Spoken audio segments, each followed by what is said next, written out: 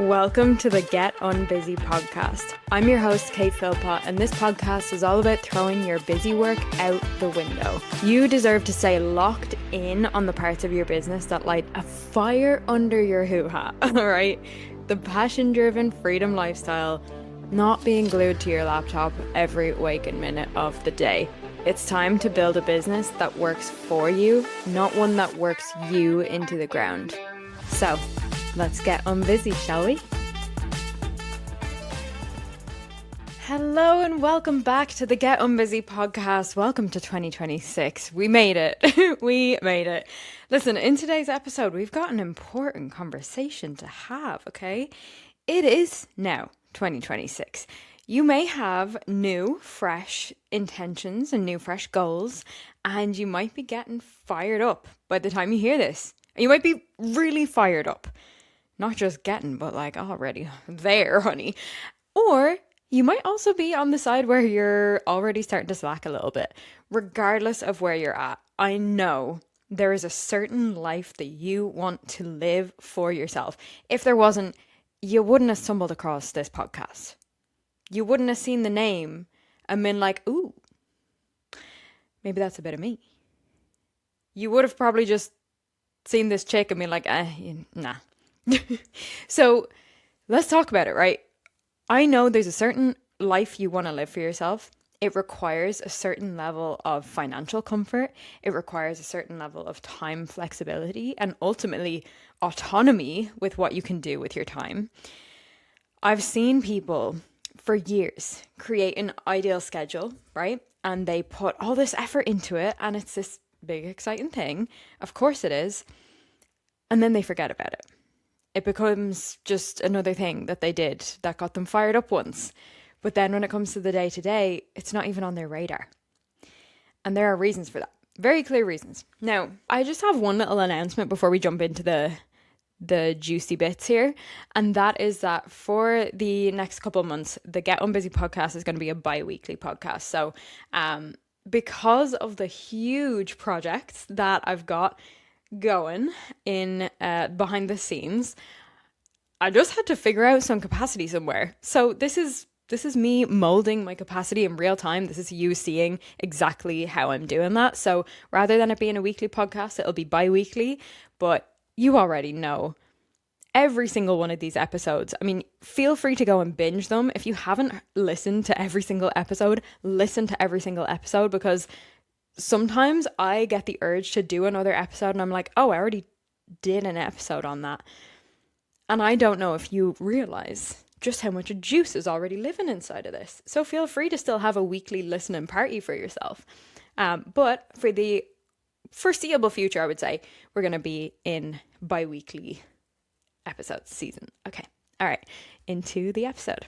I've got some to share on the personal side. So we had to say goodbye to my little Sandy on the 7th of January.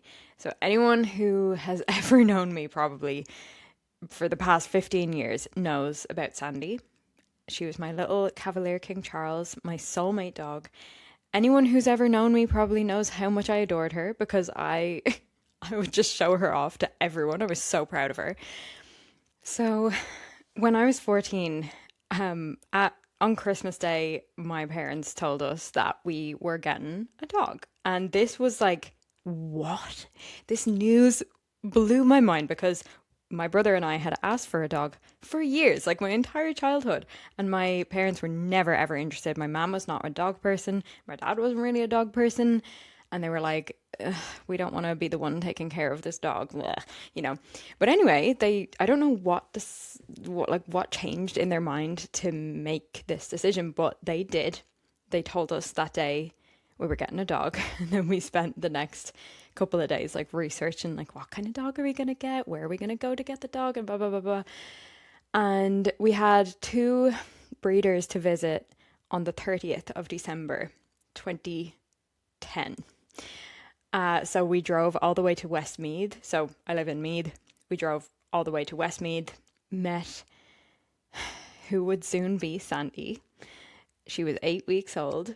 And the woman there, she was like, oh, do you want to hold her? And I mean, little 14-year-old me was like, I don't know how to hold a dog, especially a tiny dog that's like not very sturdy because they're so tiny. Um, I was like, oh, and before I even had an answer, she had handed Sandy to me. Now, this was a moment I will never, ever, ever forget because within 30 seconds, Sandy fell asleep in my arms. And not only did she fall asleep in my arms, but her head was like all the way back. Like I was holding her kind of on my chest. Her head was like completely back. She was just in heaven. And so was I. And in my heart, I was like, oh my God, this dog is like a sweetheart, an absolute angel. Wow. But we had another dog that we wanted to visit in the same day, and that was all the way in Roscommon. So we left the dog behind. We drove to Roscommon. We met this other breeder and this other dog.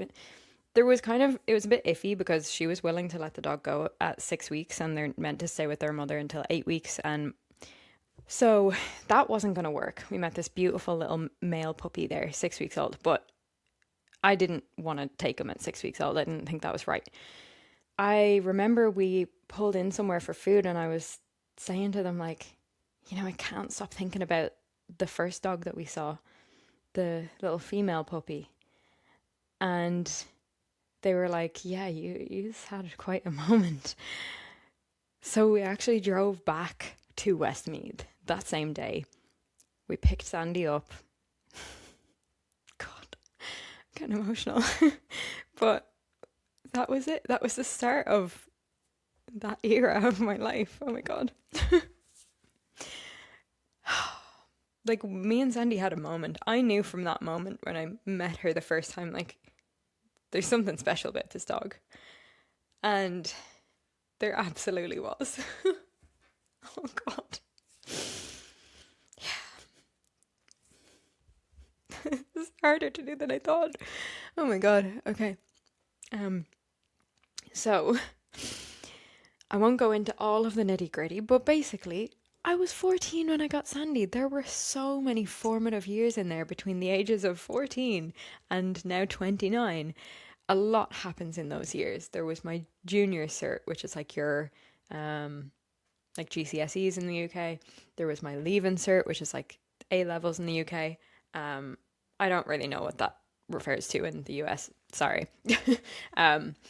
So lots of school stress, boy stress, me being sad over some silly boy, heartbroken over some silly boy, turning 18, wrestling with the freedom I thought I should have at 18, going to college, doing my personal training course, starting my first business, starting my first brand, doing my true crime YouTube channel. My true crime YouTube videos are still up and Sandy is in them, in the background in a lot of those videos. I went through a lot with her, naturally. But the thing was, when we met, when I was 14, I was, unbeknownst to everybody else, I was going through a really serious bout of depression. And I didn't tell anybody about it.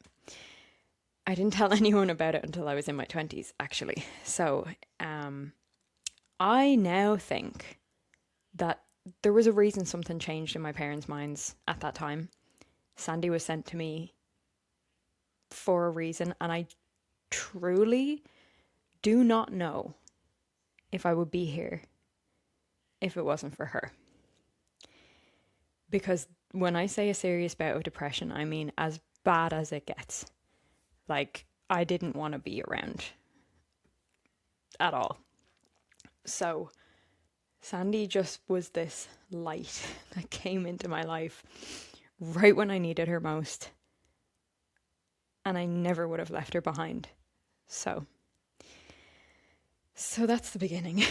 The end was tough. The end being, what happened just a couple of weeks ago now, or last week as I'm recording this, we had to make the decision. Making the decision to end your dog's life it just adds a whole other layer of, did I do the right thing? Would she have wanted this? Was she happy with this decision?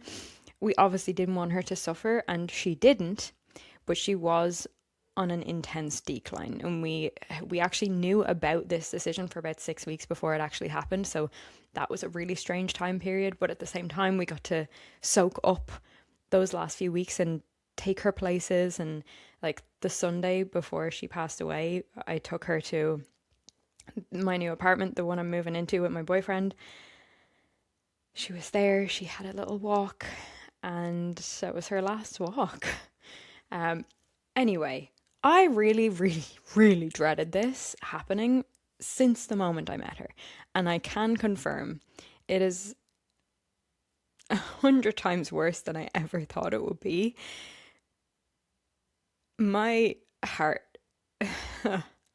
my heart is broken into a million pieces. Oh my God. I didn't actually come on here to cry. I came on here to have a good podcast, but I broke down the other day because I kept some of her fur in a little glass bottle, and I got it perfectly. So I can tell, oh, this part is from her waggy tail. This part is from, her face, the part that I kissed loads. And this part is from the beautiful fur on the back of her neck and all of this.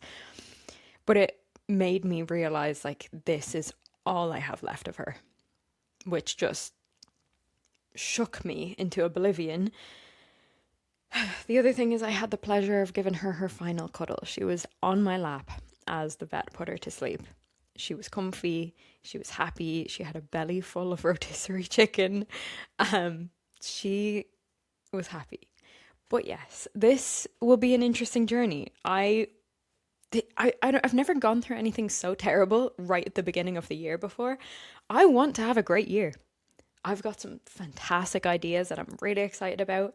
I've got projects in the back, I'm starting to work on them, but like big things are happening this year. I've got some unbelievable offers and containers that are coming your way. And yet I'm hesitating because the more things that happen, the further away I'm getting from the time that I spent with my little sweetheart, Sandy.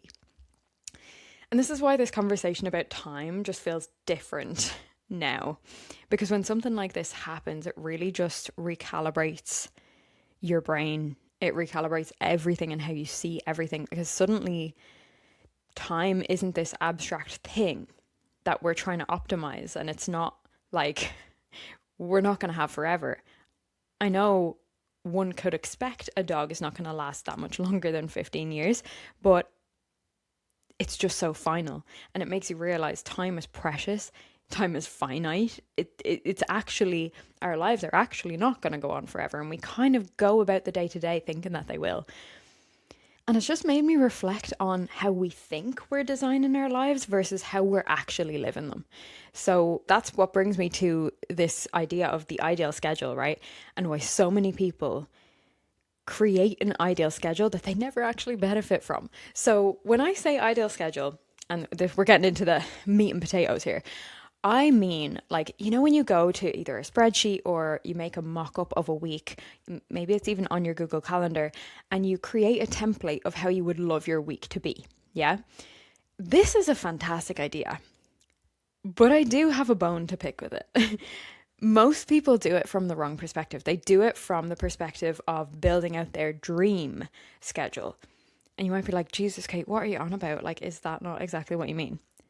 But no. It's not.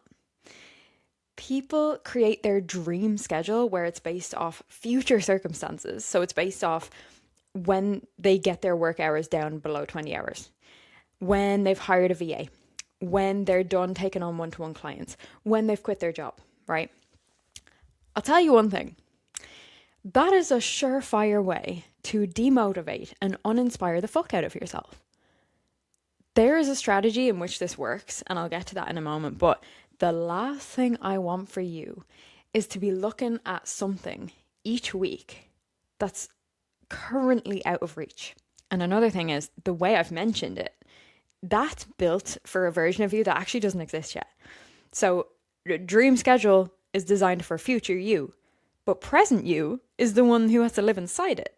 So that just subtly then reinforces this idea that your ideal life is something that's beyond arm's reach and you can't actually start yet. So that the ease, the space, the fun aren't actually available to you yet. When that happens, it creates this constant evidence for your brain, your poor brain, that you are behind. Nobody needs more evidence that they're behind. Nobody needs more evidence behind the fact that they're failing or the thought that they're failing. And instead of this being a supportive structure, your schedule then becomes, I mean, honestly, like a weekly reminder of what you're not doing yet and what you can't have yet. Not that you can't have it, you can, but there are certain things that need to get in place first. So yes, I love having something like that as like, this is what I'm working towards. But if that's like the basis on which you plan your week, then you're just going to be frustrated. So if your schedule doesn't benefit you now, it's not going to start magically benefiting you later. It's about how, like, your schedule now is how you operate week to week, day to day. The goal isn't to create a schedule you aspire to. It's to create a schedule that supports the version of you who's actually living your life today. And moving you forward as well, while still making your life now what you want it to be. If I see another person throw all current love and fulfillment out the window just to bust their balls, working their ass off for a future that's not even guaranteed, I will spasm. I've seen it happen too many times. I love a season of hustle, but also this is your life. Are you okay with being another 6 months older and still not living your life the way you even want to? Just gonna let that one simmer. So what do you do instead? Right. I'm going off about like, don't do this. What do you do? Okay. You create an ideal schedule that's based off of your current situation. So what is the ideal schedule that you could literally use now as a template when you go to do your weekly planning? So if you currently have a job where you work 3 shifts a week, it's going in your ideal schedule because that's real right now. Unless you plan on quitting your job like today, which if you do, good for fucking you. But what this does is it gets you thinking in a space of, wait, how can I make my life more fulfilling, more magical, more wonderful now, today? Because frankly, our time in this world, it's so precious. What is the use in putting that off? So what would your ideal week look like if you had to live it starting Monday? Like, we're not talking about hypothetical. We're talking about literally now. This is an actual working template. So if you have clients, caring responsibilities, school pickup or drop off, they go in. Unless there's something that you can do that would reduce that down in a way that makes sense and still keeps things ticking along. So practicalities. Let's talk practicalities of actually creating this. I literally want you to go into your Google Calendar, toggle off all of the calendars that you can see, and you're going to go create new calendar. When you create the new calendar, you're going to name it something nice. What is mine called? Let me check. I could probably call this something spicier, but it's just called Ideal Week Template. If you can think of a better name for yours, then please be my guest. But you're going to create this ideal week template or whatever you want to call it, and you're going to add the time blocks of your ideal week. So it might be that you don't start work until 10 a.m. and then from 10 to 1 is like your deep work, like the deep creative work that really moves the needle, that moves you forward. And then you might have like 30 minutes in the afternoon that's like the maintenance things, the things that you just need to get on top of that aren't the big important things, but they're more on the admin urgent side of things. Obviously, I'm a big proponent of, reducing these down where possible, but I also know that you can't just like forget about them if the systems aren't created yet. So just literally go in and use the blocks as like, this is like a little game of Tetris. Like, where are these blocks going that would actually feel really good for me? Do you take a half day on a Wednesday? So you work the morning and then for the afternoon, it's left open. You go do something fun. You go to an afternoon show, or you go to afternoon tea with your friend, or you have like a whole self-care afternoon. Like, what would actually feel good to you right now? that's not beyond the realms of possibility. I guarantee you there are ways that you could just turn the dial up on the living in your week right now that A, don't even require you to spend any money. B, you do have the capacity for, you just kind of didn't realize or didn't bring the intention to it. So when you create these blocks and you figure it out in a way that's going to work nicely for you to get the most important things done, to move the needle forward, but also that's not just a ridiculous amount of work, then you're going to set those blocks as recurring weekly so that you can toggle this on and off each week. So then each weekend or, each Friday when you're planning your upcoming week, as you're getting into that calendarizing step, you're going to toggle it on and you're going to keep your schedule to that schedule where possible. So this will do a few things. Firstly, it'll get you loving your life even more right fucking now. And that is something that has no end of value to you. Because, just side note, I know you don't want to be the bitch who wakes up when she's 65 and goes, where the fuck did my best years go? I know you don't want that. I know you deserve better than that. I could go off on that, but anyway, I'll leave that there. Secondly, it will force you to notice where things are not aligning for this ideal schedule. So, is your usual workout time right in the middle of when you would want to be getting your best creative work done? Okay. Good to know. What needs to shift? Are you working way later than you actually want to? Like you're working until 7 p.m. but actually you would prefer to stop working at like 4 or 5 or 3 or 2 or 1. Like, okay. So, and then do you have enough time built in for the morning routine that's really going to set you up nicely for the day? So these kind of things, I'm going to leave you with this. One day you are going to look back on this version of your life, this season of your life. And you won't remember how many hours you fucking worked. You won't remember how many boxes you checked, how productive you were, how perfectly optimized every single second was in your day. What you will remember is the memories you made and how it felt to live inside your day. Whether you were present, whether you were rushed, whether you were always waiting for later to start actually fucking living. And I'm going to thank Sandy for this episode because she has shown me our time is limited. Our time is finite. We don't have forever. You might have another 60 plus years, or you might have 5. Each day is so precious and it just warrants our attention and our intention on what truly matters now. And not just later when you've achieved the next thing, the next level.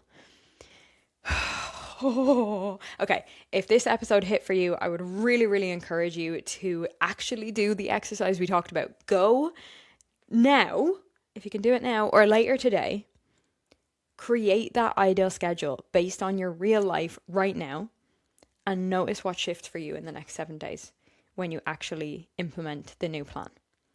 And use it as part of your planning process. This is something I'm going to be weaving into WorkSmart Academy. So I'm going to have a full follow-along tutorial that you can put in to do it, where you'll maximize your results from it. So feel free to join us, by the way. It's only $37 a month at the moment. And if you know someone who is constantly saying, once things calm down, or when I finally have more time, send this episode their way. We don't need to keep postponing our lives. So look, as always, thank you so much for being here. Thank you so much for listening. I appreciate you more than you even know. I really don't take it lightly that you made it to this point of an episode, especially because your girl was crying at the beginning. So I appreciate you so much, and I will see you in the next episode. All right, gorgeous. That's a wrap on today's episode of the Get Unbusy podcast. If you got some juicy golden nuggets from this episode, I want to hear about it. So take a screenshot, share it on your Instagram stories, and tag me at More to Life Kate, because your girl wants to know. And remember, you're an absolute powerhouse. You can create the life